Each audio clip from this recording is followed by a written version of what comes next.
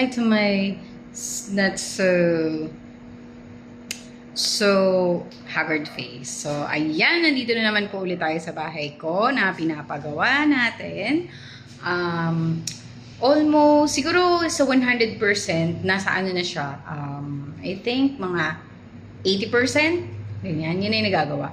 So, nandito ako sa taas, ipapakita ko sa inyo kung ano-ano na yung mga natapos dito sa taas. Ito yung ating CR sa second floor. So, itong CR na to is ano lang ha, maliit lang talaga siya kasi toilet lang talaga yung purpose nito. So, meron tayong dalawang switch dito. Napakita ko na to before. Pero, dalawang switch. Isang, ano yan, exhaust fan at saka sa ilaw. So, hindi ko siya pinagsama. So, pag binuksan mo siya, ilaw, tapos exhaust fan. Ayan. Ito yung kanyang flooring. Gray tayo. Yan. Pinahul ko na siya kasi makakatipid kami. Hindi na kami mag-iisip ng color dyan. Kisame na lang ang paproblemahin namin. Okay. So, ito. Tingnan nyo. Ang dumi na agad sa exhaust fan ko eh. Linisin na lang yan. Ay, ito lang yung ilaw na ginawa ko. Ewan ko kung, sa iba kasi syempre, iniiba nila yung style ng ilaw. Pero ako kasi, mas, inano ko yung maintenance ba, mas madali siyang i-maintain. Wala namang may sanay sa amin sa electrical dito. So, mostly sa mga ilaw ko, puro mga may receptacle. Yung mga ganyan, sa bulb lang. So, may mga nabibili na naman ng ilaw na, ano eh, parang, di ba UFO style, pero receptacle din siya. So, di ba, mas madali siyang ipalitan kapag napundi or something na may problema. Hindi na ko kailangan magtawag ng electrician. Ayan. Yan yung ating CR. Ito naman yung third room. Nandito lahat ng gamit ko, guys. Ayan. Nandiyan lahat ng gamit. So, maliit lang siya. More on, ang function niya is pwedeng storage talaga. Like, ganyan, bodega or spare room. So, hindi ko pa na alam kung ano ang pwede. So, isang switch lang yan, pero madaming saksakan dyan. Parang abot ata ng 3 socket na tugang. Next is here. So, eto na ang ating first and second room. Medyo maluwag yung hallway ko, guys. Ganyan. So, talagang pinili ko na magkaroon ako ng space dito para hindi mahirap gumalaw-galaw. So, ito yung second room natin. This will be my parents' bedroom. Tanin! Malit lang din siya. Ayan. O, nakatan to. Ito, yung square na to. Yan yung dating bintana. Dito tayo pumupunta dati, Tapos bubuksan natin yung bintana. Ching! Diba? Naaalala nyo kung nanonood kayo ng mga vlog ko.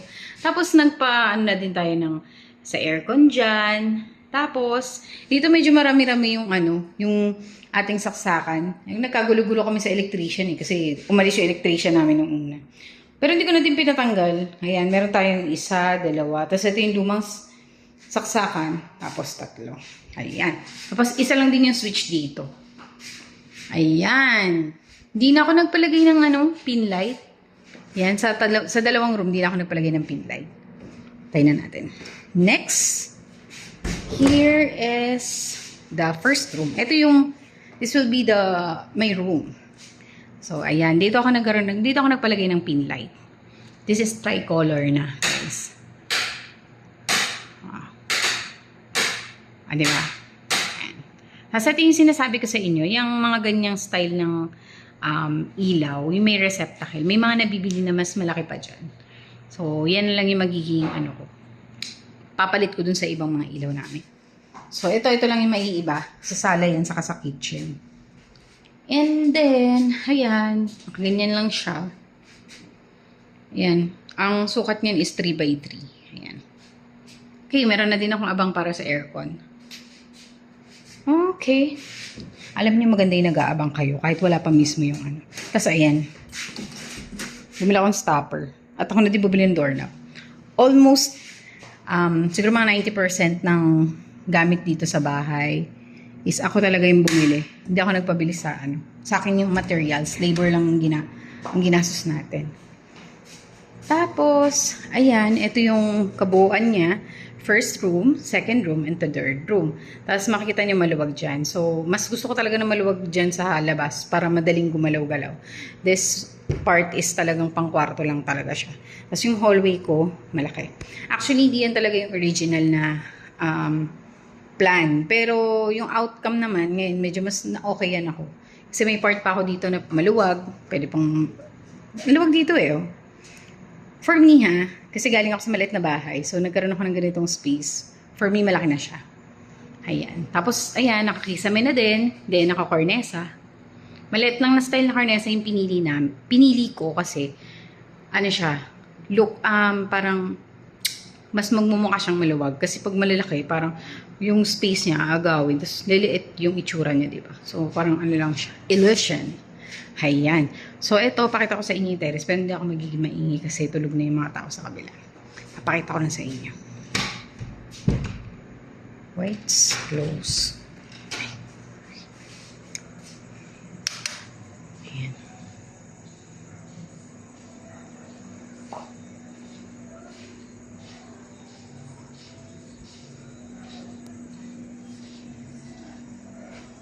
Ito sa labas ito.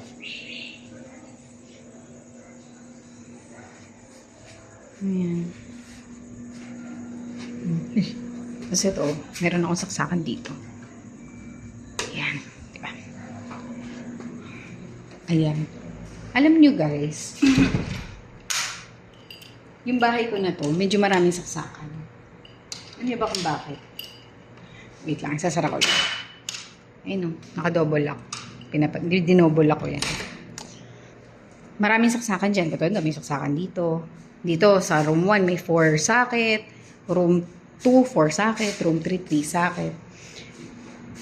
Ayan. Kasi, mas okay yung maraming saksakan. So, hindi ka na, extension tayo, extension dito. Hindi ganun.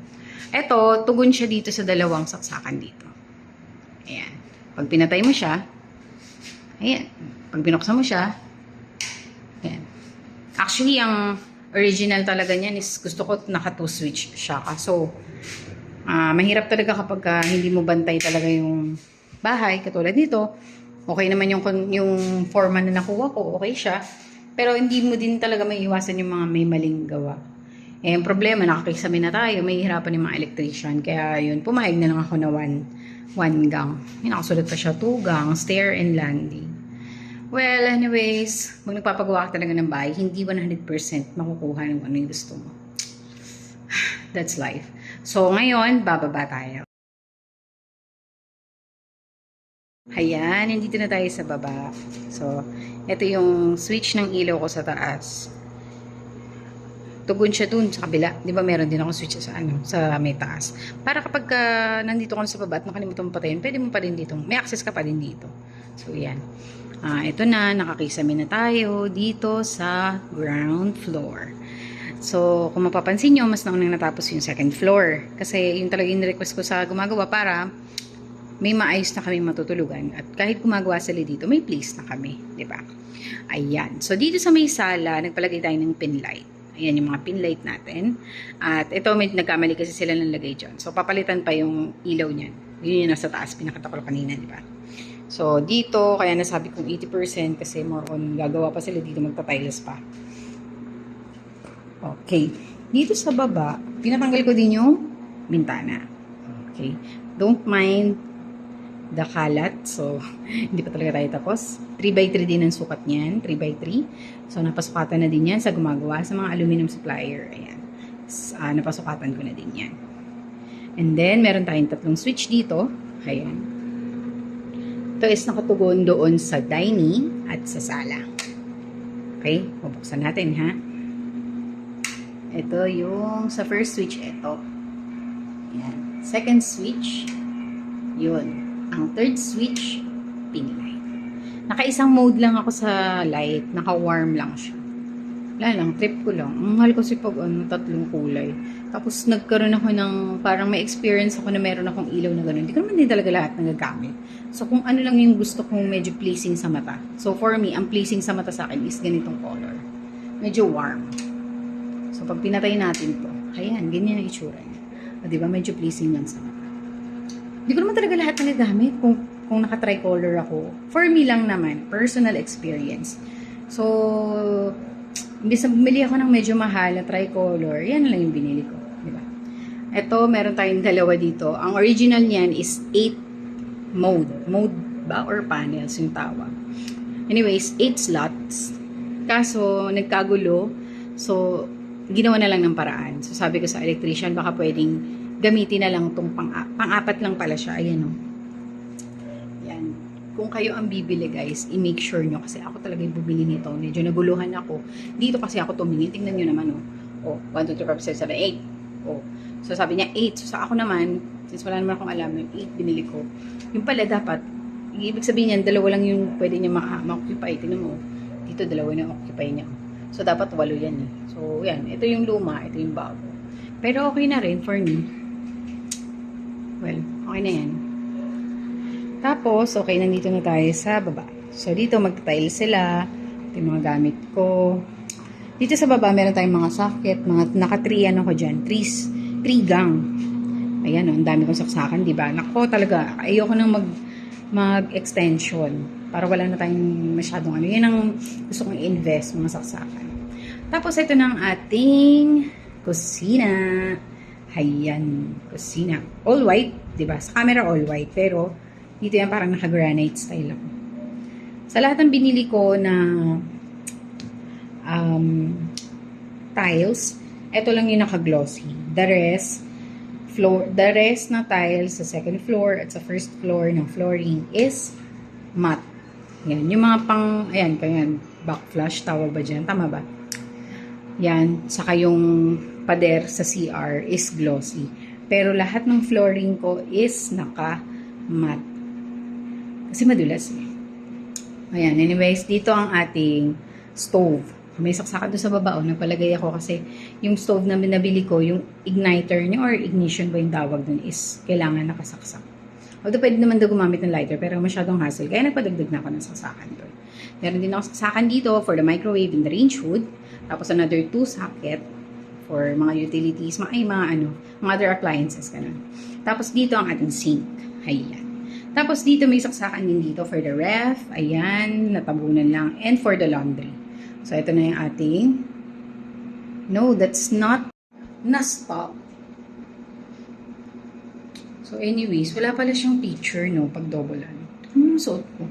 Tapos, ito, meron tayong tubo dito. So, gagawa ng paraan yan. Hindi ko yan papapostehan, guys. Kasi pag nagkaroon ng problem, magbabakbak pa. So, ang pinagawa ko dyan is tambol lang na plywood. Ayan. Kung mga pansin nyo, may sobra dito, oh. I think that's not right. Pero, well, wala na, andyan na. So, pinagawa na lang namin na paraan. Lalagyan niya ng tambol mismo doon, dito sa side na to. Then, ipa-flat niya na yung pababa. Para hindi ma-occupy masyado yung malaking space. Ganon ang mangyayari. Tapos, magkakaroon siya ng pinto. Hindi ko alam kung bandang gilid or gitna. Para, if ever na magkaka-problem, madali siyang buksan. Ayan. So, ito ang ating laundry area. Meron tayong ilaw dyan. At meron pa tayong ilaw dito for tapat ng CR ng toilet. Ito, meron tayo dito switch. Is for the laundry, for the kitchen, and for the bar counter. Ayan. Hindi pa nalalagay sa bar counter, pero malalagay na. Meron na din tayong ilaw for that. And dito sa CR natin, ayan. Kung maaalala nyo, yung CR ko is naka-hull tiles na rin from top to bottom. Top to bottom! Anyways, ayan. May design tayo. May pag-gray part tayo dyan. May accent wall tayo. Para naman ma-separate yung ating shower. Diba? Ayan. So, hindi pa tapos ang kanyang flooring. Ay, ito pala yung sinasabi ko yan. Pinalagay ko lang dyan para may gagamitin sila. Kung hindi kung saan sila naihe, diba? At least meron silang, dyan, CR. So, dito may switch. Ayan, isa pa yan sa mga maling nakita ko. Iibahin pa nila yan. Kailangan maiba nila yan. Kasi hindi ko talaga bet. Yung pag binuksan mo, lahat yan is naka-open. Ang original talagang plan ko is 3 switch. But, naging isa. Pero kailangan nilang ulitin. Yan yung ni-request ko na may mga hindi sila nakuha na gusto ko. Pumayag ako, pero this one, ayokong palampasin to kasi gusto ko talaga nagkahiwalay siya, guys. So, patay na natin dahil hindi naman natin na kailangan. O, diba? Lahat. Lakas kuryente, guys. Ayan, nakakornesa na din pala tayo dito sa taas. Tapos mga yan, sa range hood yan. Okay. So, papatayos ko din yan. Ito yung bowl ko. Ay. Lapit na tayo matapos, guys. Konting tiis na lang. At dito pala sa may terrace sa labas. Ito. Terrace. Ayan. Diba? Masyado pang Buksan natin. Yan.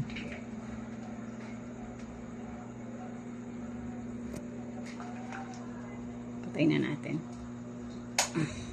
Pangit ko doon, girl. Diba ang ganda, oh. Paano pag may color na to? Ang ganda na nito. Ayan. So, hopefully, matapos na siya at magkaroon na siya ng tiles. It's almost a month na silang gumagawa dito. And sana, before the end of the month is matapos na talaga sila. So, almost 2 months. Parang renovation ako dito, eh.